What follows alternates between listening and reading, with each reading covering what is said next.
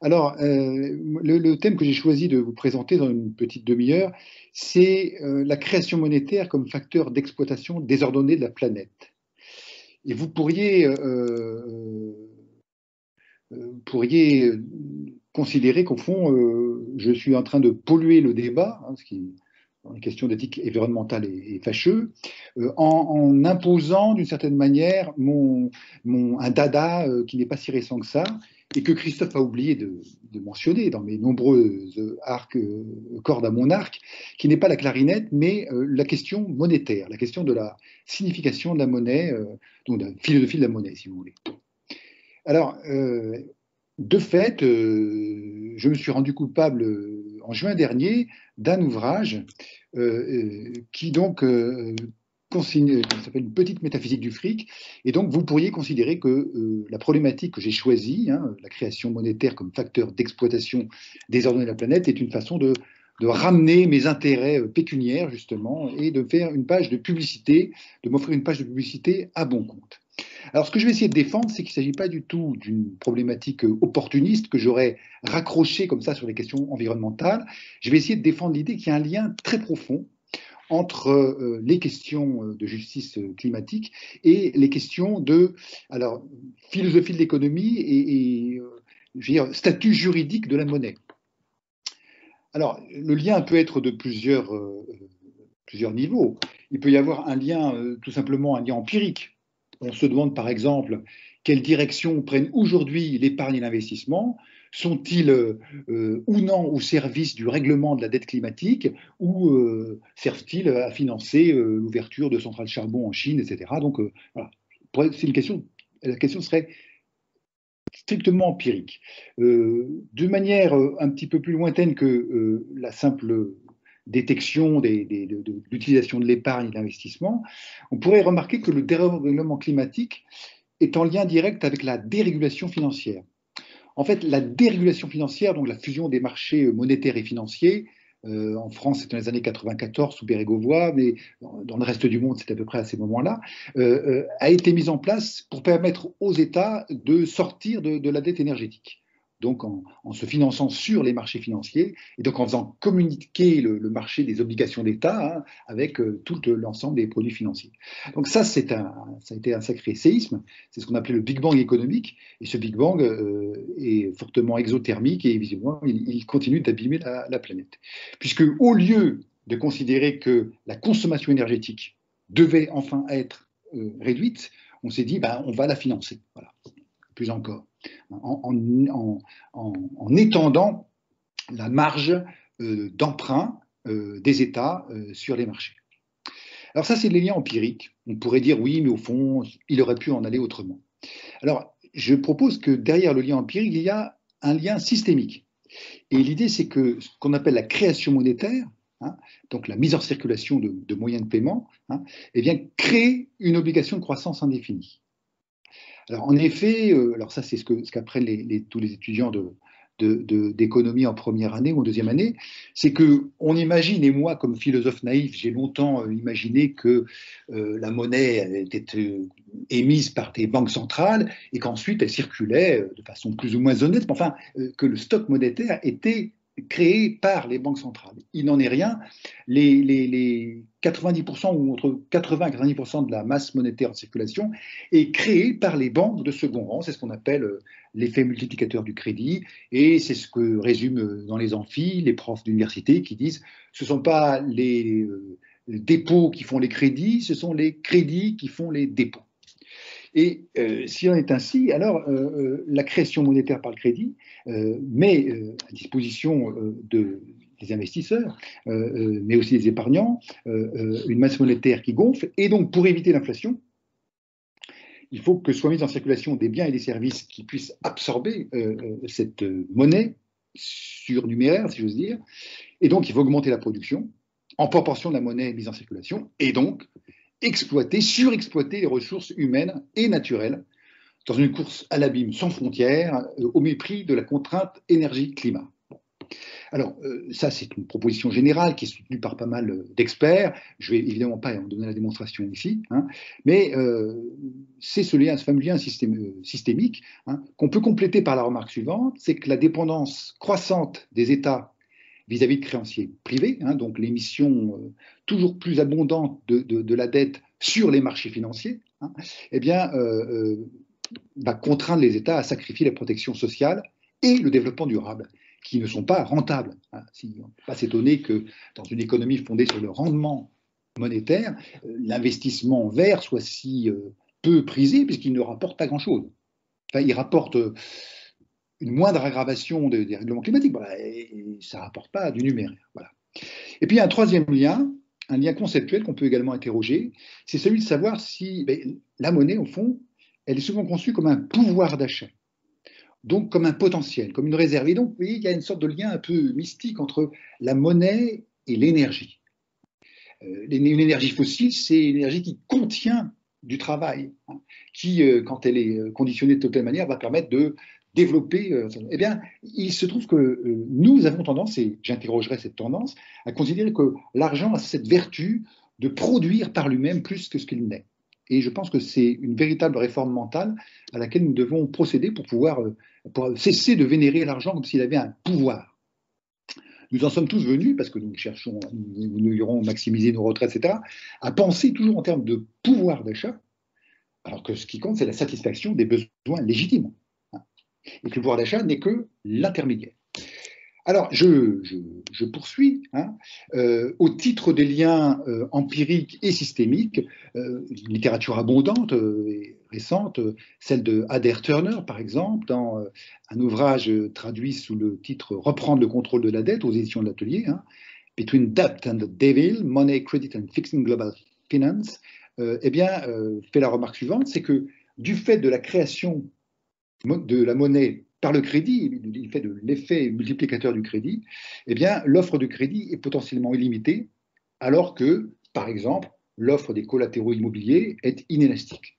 Ou encore, la quantité des sous-jacents, des matières premières, des ressources énergiques est limitée. On pourrait même faire la remarque que les matières premières et les ressources énergétiques font elles-mêmes l'objet d'une spéculation absolument folle dans le cadre d'un fameux marché des dérivés.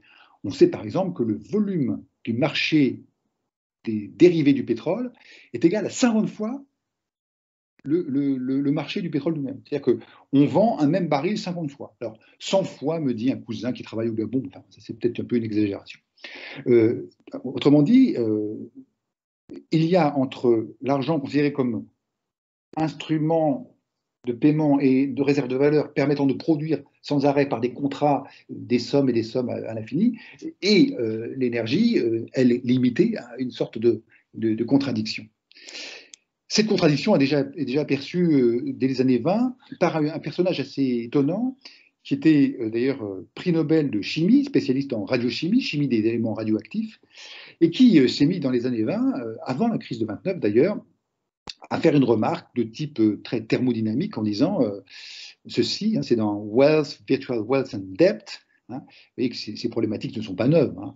La richesse réelle provient d'énergie employée à transformer des matériaux en biens et services, et comme toute forme d'énergie, elle est soumise à la loi d'entropie. Elle se dégrade et elle n'est pas indéfiniment renouvelable. Une machine de rendement égale à 1 n'est pas possible, etc. Alors que la richesse virtuelle, la création monétaire par émission de dette, peut croître artificiellement sans limite.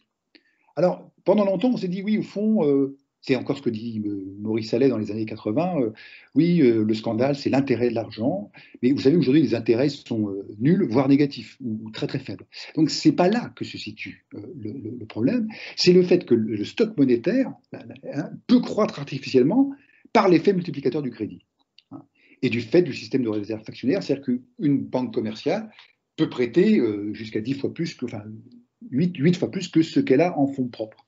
Hein, et qu'elle peut ensuite externaliser certaines dettes en titrisant les dettes, en vendant ses dettes, etc.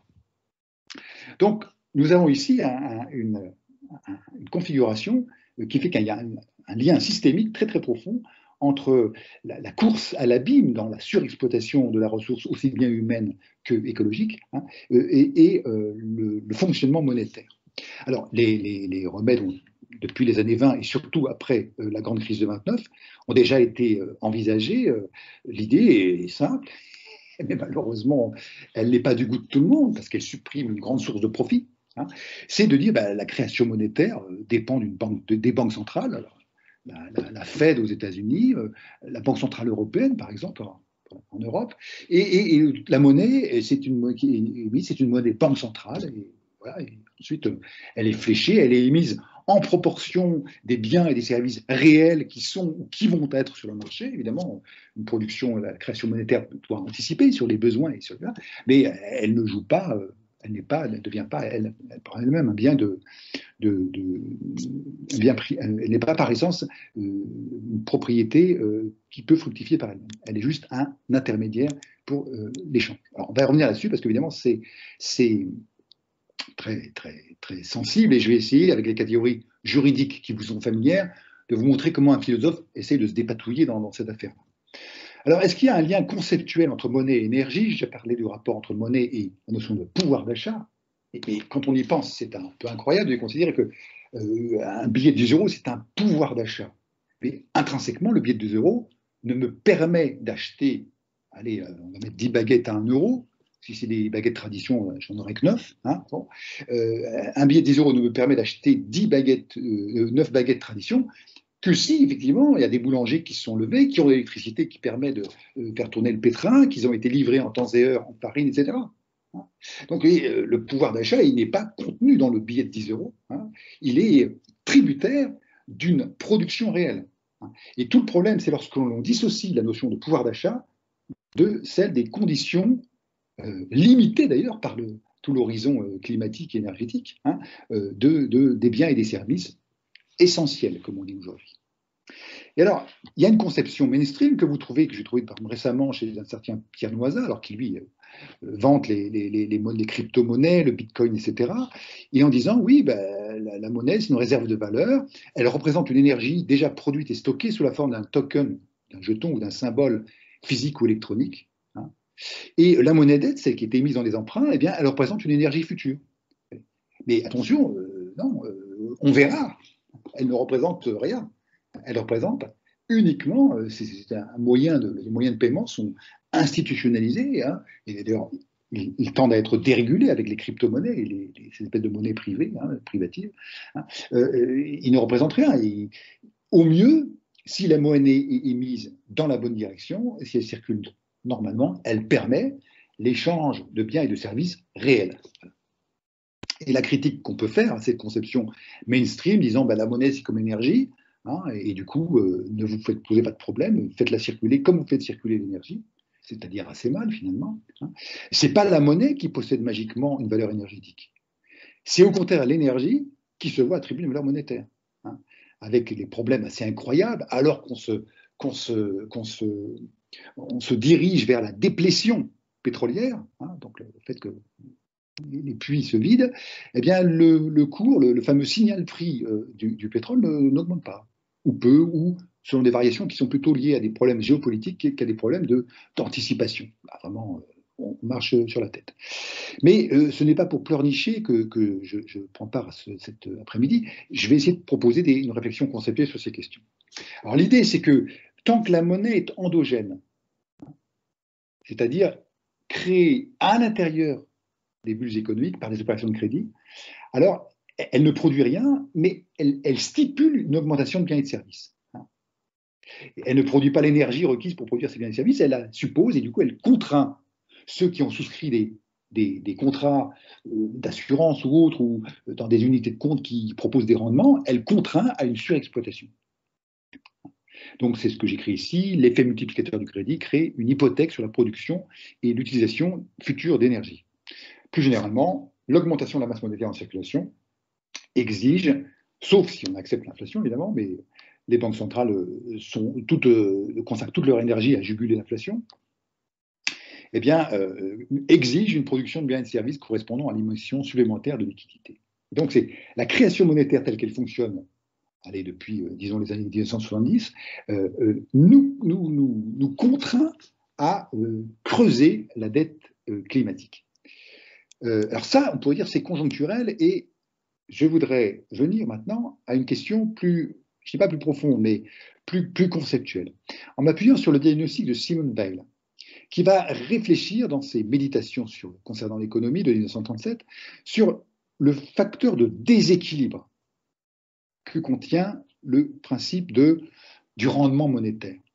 C'est terrible parce que c'est quelque chose dont nous sommes tout à fait familiers. Oui, bah oui, c'est normal, j'ai 100 euros, je les mets à la banque, c'est normal que j'ai 105, 103, 102 euros dans un an, dans 2 ans.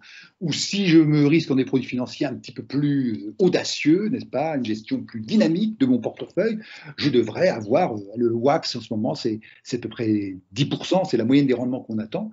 Mais j'ai envie de poser la question, au nom de quoi? Et Simone Weil, dans ses méditations, dit, attendez, quelque forme que prenne l'intérêt, loyer, fermage, rente, dividende, c'est un facteur de déséquilibre. Je la cite, dès lors que le capital foncier ou immobilier est rétribué, dès lors que cette rétribution figure dans un grand nombre de comptabilités publiques ou privées, la recherche de l'équilibre financier est un principe permanent de déséquilibre. Autrement dit, une création monétaire indexée sur le rendement mobilier, la rente foncière, etc., va poser un problème d'équilibre. Et là, on ne peut pas dire que Simone Weil est une rêveuse ou la Vierge rouge, n'est-ce pas, entichée d'idées marxistes. Elle est très critique par rapport au marxisme et à sa conception de la lutte des classes, parce que véritablement, tous les 2 mois, on apprend que l'inégalité croît, parce que le principe du rendement monétaire est un principe d'inégalité. La répartition de la monnaie en fonction du travail et des services produits rendus n'est pas inégalitaire. Elle rétribue et distribue et permet l'échange au niveau de l'économie réelle.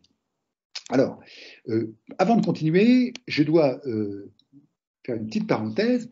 Je vous demande toutes et tous de pratiquer maintenant une sorte de suspension de vos intérêts personnels. Imaginez que vous ayez des produits d'assurance vie, des choses comme ça, et que vous vous dites, mais Paul Clavier est en train de nous dire qu'il ne faut pas de rendement monétaire.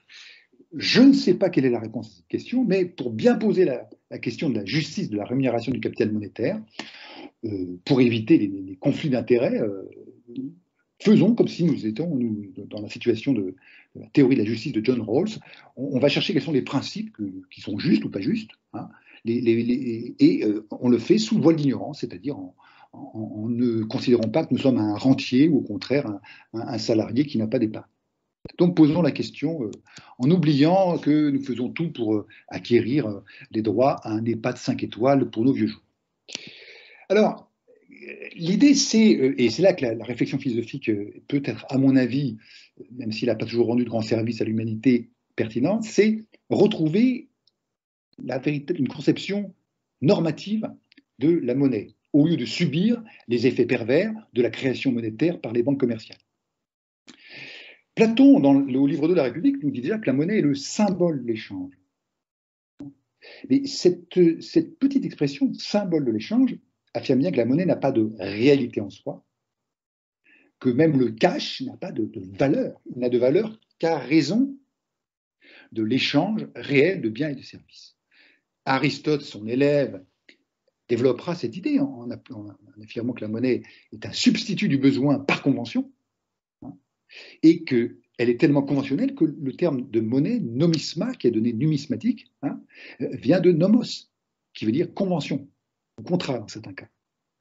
Et du coup, réflexion d'Aristote qui est tout à fait extraordinaire, et que Marx ne fera que reprendre quand il critiquera la réification de la monnaie, mais c'est déjà une idée aristotélicienne, qu'on retrouve d'ailleurs dans toute la scolastique médiévale, à savoir qu'elle n'existe pas par nature, mais en vertu de la loi. Et qu'il est en notre pouvoir de la changer, de la rendre inutilisable. Alors que de nos jours, c'est plutôt la monnaie qui nous change de comportement, qui nous angoisse et qui nous rend inutilisables ou qui nous oblige à considérer, faute de rendement, que tel segment de la population est inutilisable. Aristote, dans la politique, cette fois, affirme que la monnaie a été inventée en vue de l'échange. Alors attention, on a souvent fait cette critique à Aristote. Oui, Aristote ignore que l'échange peut exister sans monnaie. Aristote n'est pas idiot, il sait très bien que les ardoises, les opérations de crédit peuvent exister lorsque la monnaie sonnante et trébuchante n'est pas encore émise. Les dettes en nature, ça existe. Et il ne dit pas la monnaie est la condition de l'échange, elle est inventée en vue de l'échange, en vue de faciliter les échanges. On verra comment tout à l'heure. Et il oppose cette monnaie comme instrument d'échange à la monnaie comme réserve de valeur qui multiplie sa valeur par elle-même. Donc, il s'oppose à une notion de rendement monétaire en affirmant qu'il est ce fameux tokos, l'intérêt, ce rejeton, hein, les jetons qui font des rejetons et qui n'ont pas de légitimité, hein, ils sont contraires à la nature. Cette idée, vous la retrouvez chez Jean-Baptiste Say, un auteur qu'on ne lit pas, parce que Marx a dit que c'était un imbécile. Enfin, quand on lit Jean-Baptiste Say, hein, vous trouvez ça sur BNF Gallica, des textes magnifiques, dans lesquels l'idée que l'argent n'est que la voiture, hein, on dirait aujourd'hui le vecteur de la valeur des produits, qu'il n'en a pas en lui-même, et qu'il est juste un instrument d'échange, hein, eh bien, cette idée que Marx a évidemment reprise à Aristote et à Jean-Baptiste Say, elle est tout à fait valable.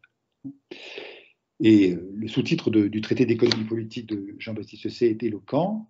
Simple exposition de la manière dont se forment, se distribuent et se consomment les richesses. Et dans laquelle la monnaie n'est pas une richesse, elle est le vecteur de déplacement des richesses. Et puis, il y a un texte admirable, deux articles admirables de 1913 et 1914 de Alfred Mitchell Ince dans le Journal of Law Bank, journal de droit des affaires, je ne sais pas comment on dit, Law Bank, ou Bank Law, je ne sais plus. Bon, et il répète que la monnaie, c'est du crédit et rien d'autre. Qu'une pièce de monnaie est un instrument de crédit.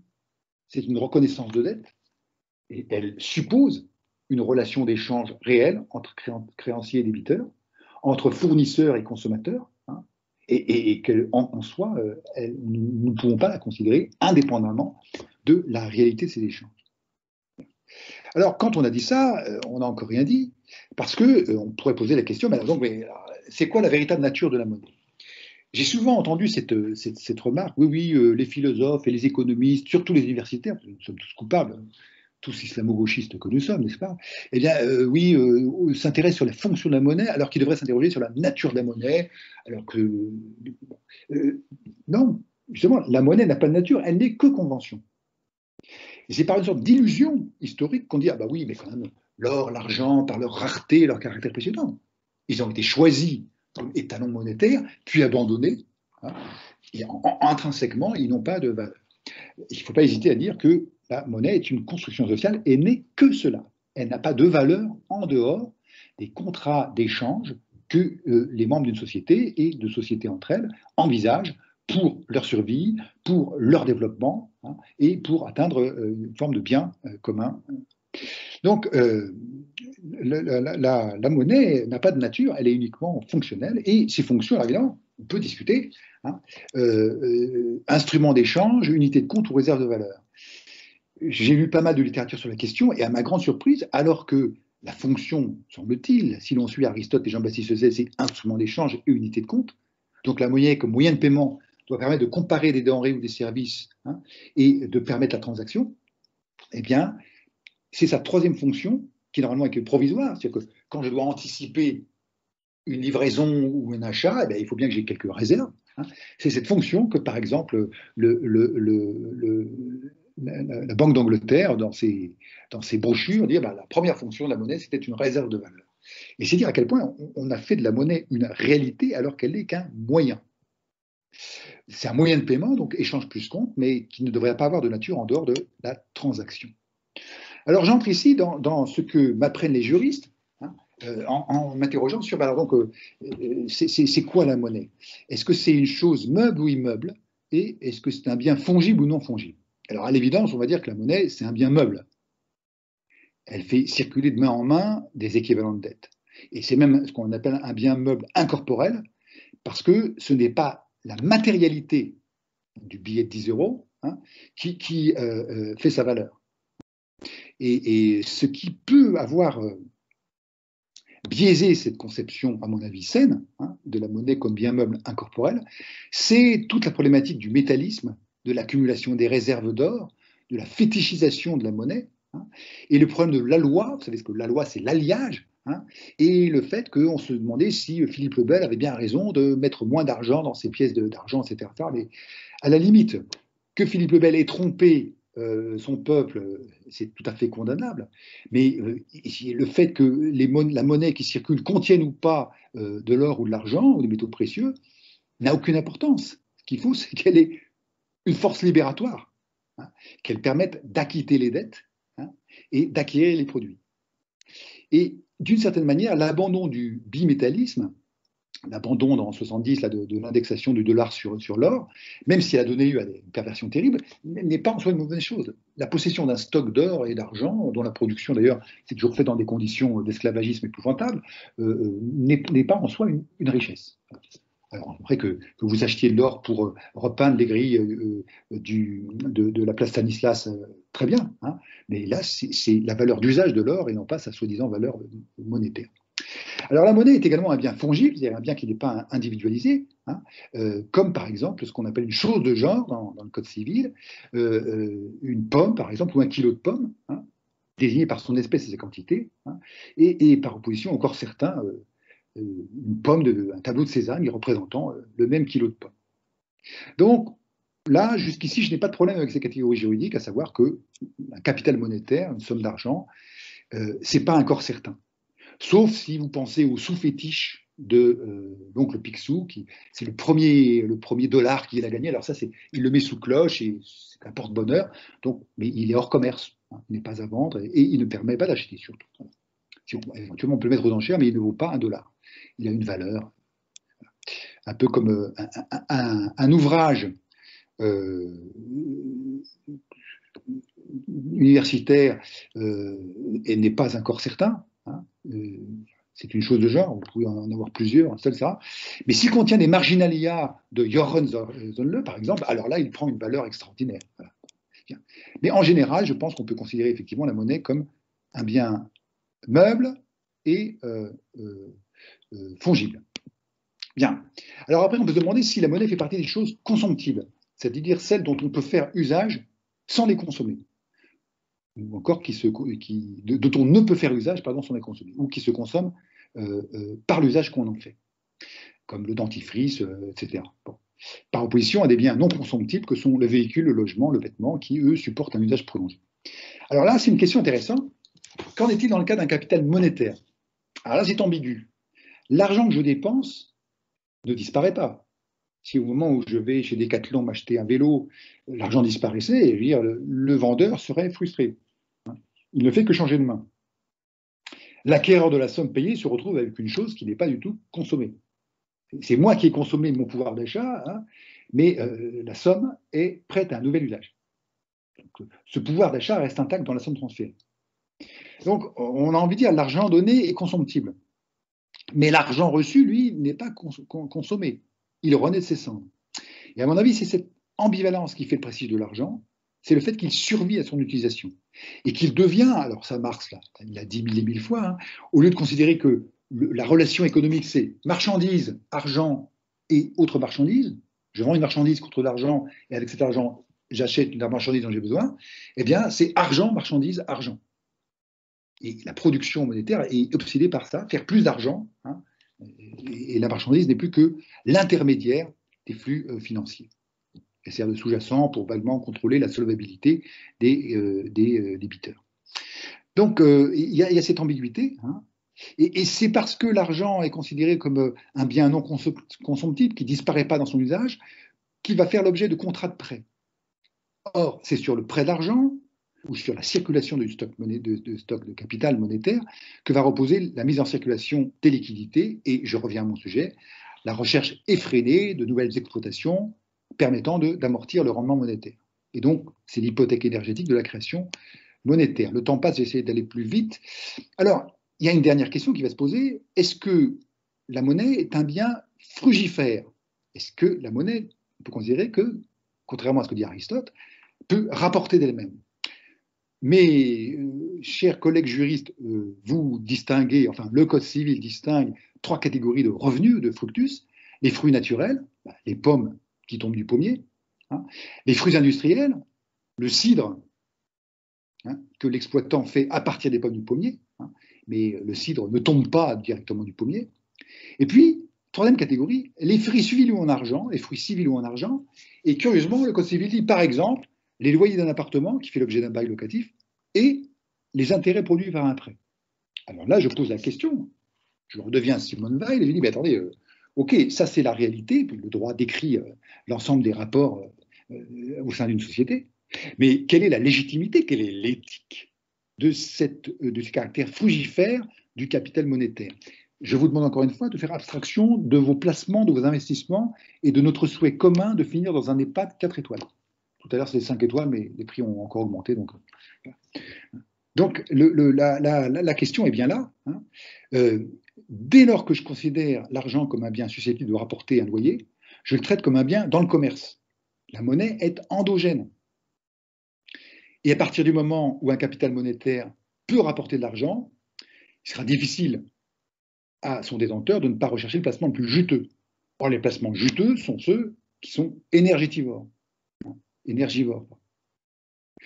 La circulation de la monnaie n'a plus pour principale finalité la mise à disposition des moyens de paiement, elle sert à accumuler des réserves. Là, la contre, alors beaucoup d'auteurs s'en émeuvent et discutent dessus. Hein. David Graeber en premier lieu, hein, dans son livre sur 5000 ans de dette. Hein. La monnaie, normalement, et c'est ce que disait déjà Mitchell Ince, c'est de la dette, c'est juste une reconnaissance de dette. C'est un échange incomplet, c'est une ardoise. Et lorsque la dette devient un titre qui s'échange comme n'importe quel bien, titrisation, alors, nous dit Simone Weil, et nous le constatons aujourd'hui, c'en est fait de l'équilibre entre les besoins humains et les ressources renouvelables. Alors, ensuite, on peut prendre le cas particulier du prêt d'argent en se demandant si c'est un prêt à usage ou un prêt à consommation, un prêt de consommation. Selon que la monnaie est considérée comme un bien consomptible ou pas comme un bien consomptible, on pourra l'admettre comme prêt de consommation ou non. Il y a toute une réflexion et qui mériterait de revenir sur le devant de la scène. Enfin, en fait, elle le revient déjà un peu, hein, avec des gens comme Gaël Giraud et d'autres, hein, mais sur l'idée d'utiliser l'argent comme objet d'un prêt de consommation. Alors, l'heure tournant, je ne vais pas m'étendre là-dessus, je vais passer à ma dernière diapositive, hein, mais c'est une